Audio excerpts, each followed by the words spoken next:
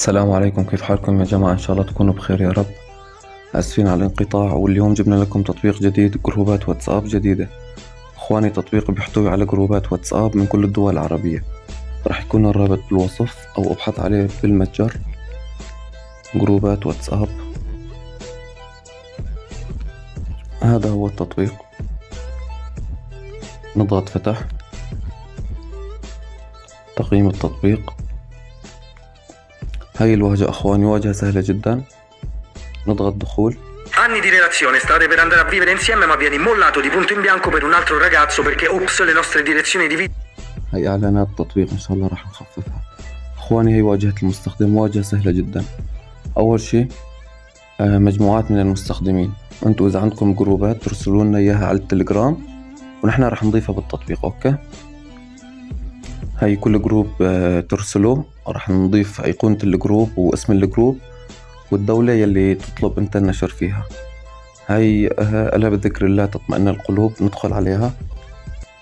هاي المجموعة. إيش كمان؟ مجموعات سعودية، قرآن كريم، روابط كلها شغالة أخواني. مجموعات مصرية، القرآن سر الحياة، يعني ادخل انشر جروبك يجيك متابعين إن شاء الله. القرآن سر الحياة لكل الدول العربية. مجموعات يمنية. Anni di relazione, state per andare a vivere insieme ma vieni.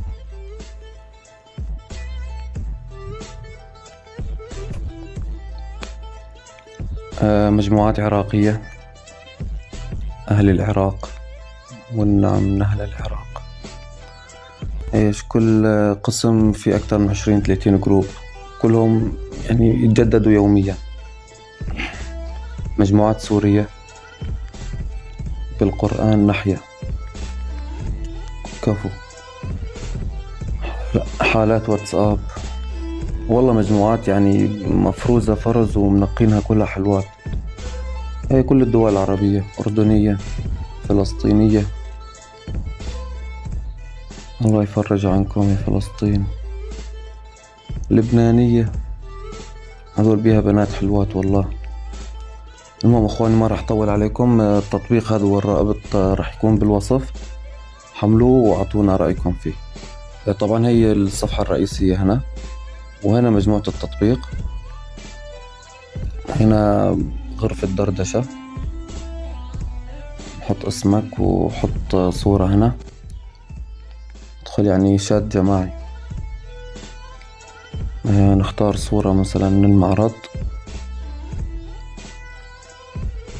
حط حالتك هنا.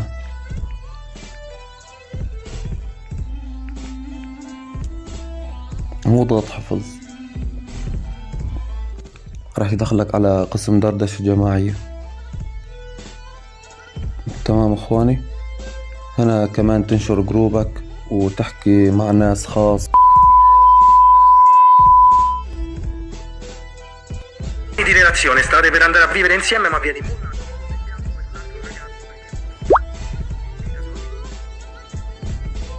تمام اخواني، وهذا القسم الاخير اضافة جروبك. اذا بدك تضيف جروبك عشان ترسل رابط جروبك والاسم، تتواصل عبر سناب شات وانستغرام وتليجرام وتمتم وهذا التطبيق زنجي، عشان موفرين كل وسائل التواصل معنا. وربي يسعدكم جميعا. السلام عليكم.